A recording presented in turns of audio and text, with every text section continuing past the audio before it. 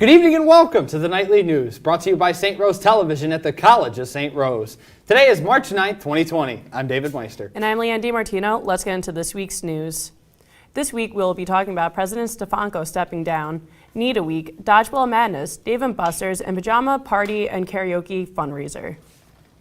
On March 3rd, in an email to students, St. Rose President Carolyn Stefanko announced that she was stepping down as the president of the college, effective June 30th.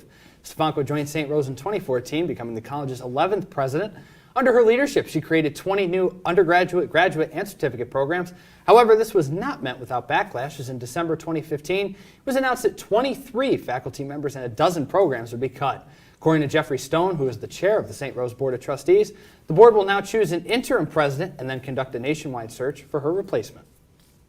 The week of February 24th was Need a week put on by the National Eating Disorder Association in celebration of the week. The counseling center set up a table in the EAC selling cup sweaters. On the table, there were also flyers containing information about various eating disorders alongside helpful resources for those who may need them. There will also be a talk on March 13th in Alberta's 216 to discuss eating disorders. On March 24th at 7 p.m. in the Nolan Gym, the Student Events Board is hosting their annual Dodgeball Madness event. Time is running out, though, if you'd like to participate, as students must sign up by tomorrow. On March 20th at 8 p.m., the Students Events Board will be hosting a night at Dave & Buster's in Crossgates Mall. Food and power cards will be provided. Students can sign up online for only $10. On March 21st from 7 to 10 p.m. in Midnight Eats, His Vocal Angels will be hosting a pajama karaoke fundraiser. There's a $2 entry fee. It is $3, though, if you're not wearing pajamas. The night will feature performances by Mark Manning, the Antics Band, Daniel Harris, the Alana Steppers, and more. Now let's go to SRTV's meteorologist, Chris Weiss, to tell us what to expect for the weather for the rest of the week. Here's to you, Chris. Thank you, Leanne. So let's head into the weather for this week. So we are off to a beautiful start. Temperatures higher than I have ever expected.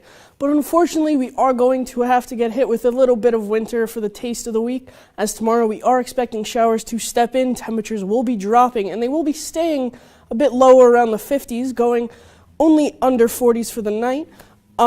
Thankfully, after that, we will have cloudy, partially sunny weather up until Friday, up until the showers come back to hit, until we have another partly cloudy, partly sunny weekend. Now, let's head to sports with David. Thank you very much, Chris. A busy week in sports this week. Starting off with the women's lacrosse team. They kicked off their inaugural season on February 23rd with a road game against the St. Thomas Aquinas Spartans, but they could not get the win, falling 13-8.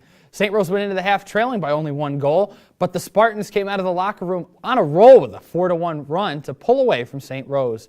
They then headed back to Albany for their home opener on the 29th against the University of the District of Columbia Firebirds and won in convincing fashion 18-5. St. Rose jumped out of the gate with 3 goals in the first 4 minutes and went up into halftime 13-3. Deanna Ciliento, along with fellow freshman Alexis Farr, led St. Rose in scoring with 4 goals each.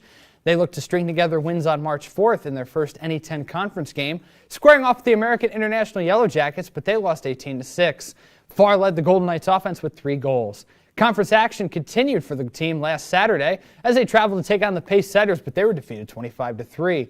Gabrielle Panko scored 2 goals in the game. The team's inaugural season is off to a 1-3 start, and they'll retake the field on Tuesday, March 10th at a home game against Post. That's slated to start at 4 p.m. Switching over to the men's lacrosse team now, they began their 2020 season on the 26th with a home game against the Post Eagles. They came away with the 18-10 victory in front of the home crowd. They then looked to make it 2 in a row on February 29th against the St. Michael's Purple Knights and did just that in dramatic fashion with the overtime win, 9-8. Senior Jordan Marciano scored the game-tying goal with 5:56 left to go in regulation, and it was off to overtime 2.5 minutes into that extra session. Junior Jack Pemrick put one in the back of the net to seal the win for St. Rose. Spring break week saw the team travel to Florida for 2 games. Their first one was on March 4th when they squared off with the Florida Southern Mocs, and they took the win 15-9. Their second game in the Sunshine State had them up against the Tampa Spartans. They dealt St. Rose their first loss of the season, 13-3. The team is off to a 3-1 start on their year, and they'll be back at home Saturday, facing off against the Bentley Falcons. Game starts at 4 p.m. And as always, our sports footage is courtesy of the College of St. Rose's Athletics Department. Visit GoGoldenKnights.com to watch the Golden Knights both live and on demand on NE10 Now. That's all we have for the nightly news this week. To the viewers at home, thanks for watching. I'm Leanne Demartino. I'm David Meister. And I'm Chris Weiss. For more information on any of our stories, take a look at the Chronicle, the St. Rose newspaper, both in print and online. See you next week. Have a great night, everyone. Till next time.